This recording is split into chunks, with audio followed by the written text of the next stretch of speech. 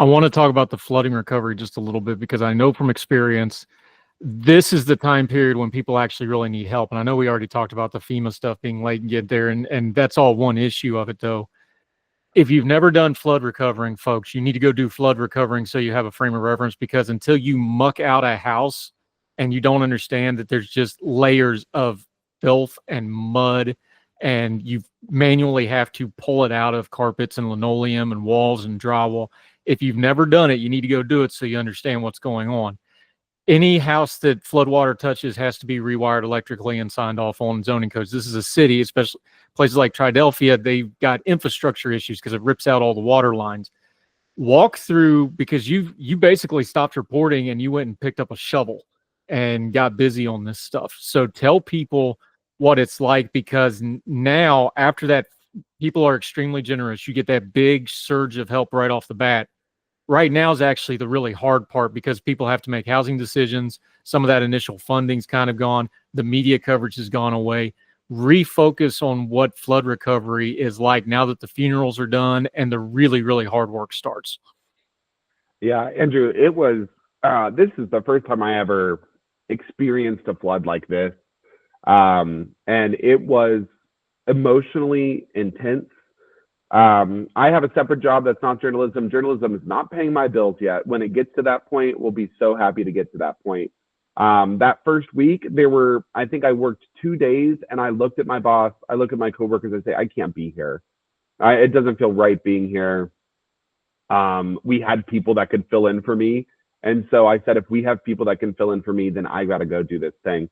And I went out there and, I did a little bit of help cleaning the houses, and you learn a lot. That mud is incredibly heavy. That how do you get mud out of a basement? The basement steps are just like my basement steps. Because this is the first time I've lived in a house that was built before the 1900s. The tiny little narrow walkway into the basement, steep stairs, a low door. So you've got to bend over and you're carrying 50, 60, 70-pound buckets and a totes full of wet, sloshy, nasty mud with debris in it. I mean, it's insane. Inches, some places feet of mud. And this is after the water's gone out. And the people that, one of the hardest things about doing flood recovery, so I did some shoveling, and then I also did a lot of the coordinating. The team that I was working with, Ohio Valley Mutual Aid, they had people there since the day after the flood. That core team was getting exhausted. They needed someone that was capable of taking over. I was that person. My focus was never to do a story on anybody, because I thought this is no time to put a microphone in someone's face. So like you said, I put the microphone down, the computer down, and I went out there from sun up to sundown. Couple days doing the cleanup, mostly also though helping do the coordination. And one of the hardest things that I learned, and maybe this is the West Virginian thing, maybe it's an everybody thing, nobody thinks that they have it as bad as they do. Nobody thinks that their situation is the worst case scenario. You had a lot of people that would not want to take things because they thought they were taking from somebody else. I would call somebody and I would say, you're on our list for volunteer group. And they're like, we don't need any volunteers. I think there's other people that would need it. And then I would ask them, I'd say, well, talk to me about what your house looks like right now.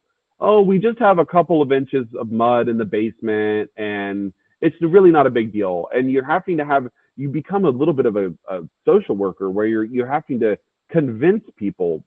In many cases, double my age. Triadelphia is an older town. It is where a lot of people are retired, and there are these homes that have been in their names for generations too.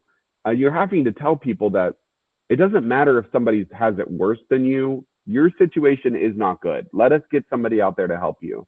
Like I said earlier, though, there are still people now that nobody's knocked on their door.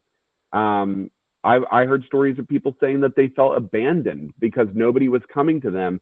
It's even simple stuff now. They've got the money, and nobody's telling them how to do it, how to fill out these forms, and how to, get the help that they need.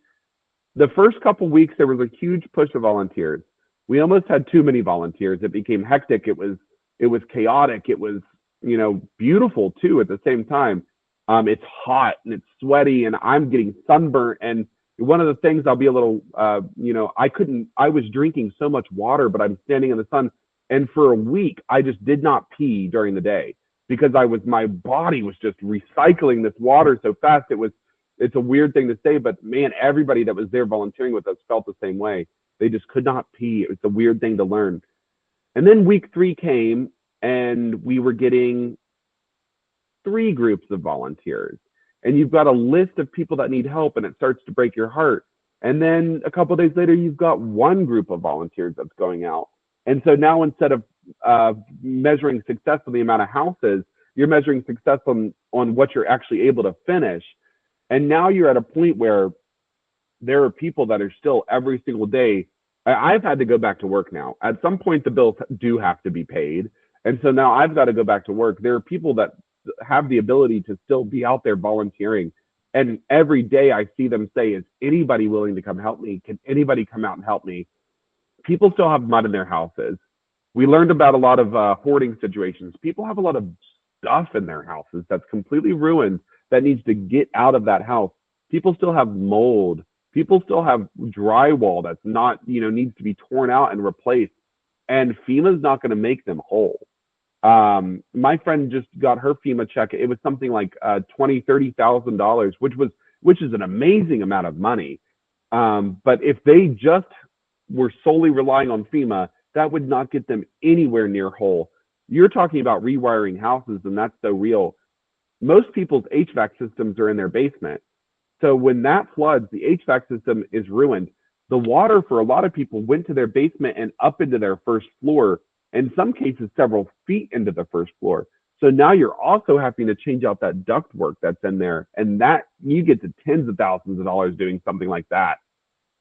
People are struggling still, but there are some successes. When I was down in Triadelphia on last Sunday, we had people that were coming down. I wasn't volunteering. I was there to do a story, but you had people coming to the center asking for grass seed.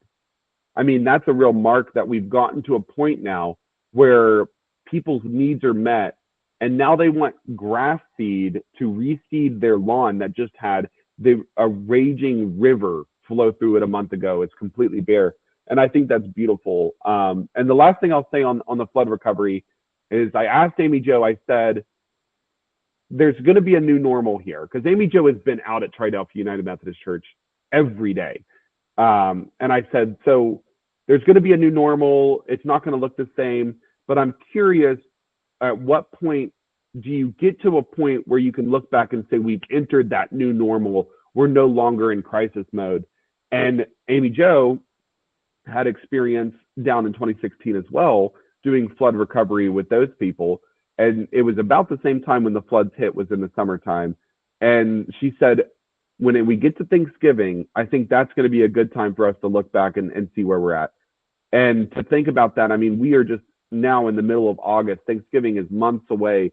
That's when she herself thinks that we're going to be able to turn around and see this new normal. So it's been painful to see the media turn its eye away from this story. It's been painful to see elected officials not come here, not meet the people. I don't know where Senator Justice Capito or Congressman Moore have been this whole time. I would love to have seen them come here. The governor has been here several times, a half dozen times or more. Would love to see him sit down and eat lunch with some of these people that were out there volunteering, or, go door to door and just ask people what they're doing, how they're doing, what they need. But at least he was here. I think that meant a lot of people to have him here.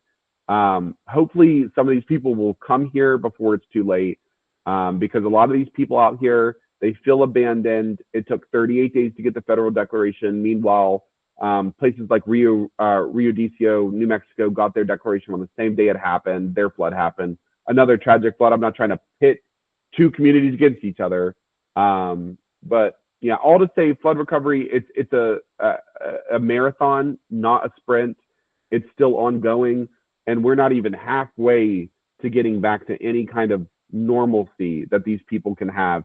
They're still afraid of when it rains. They're still afraid of when when they hear a loud noise outside? Is it when they hear a tractor trailer drive by and maybe hit something, like a bump on the road?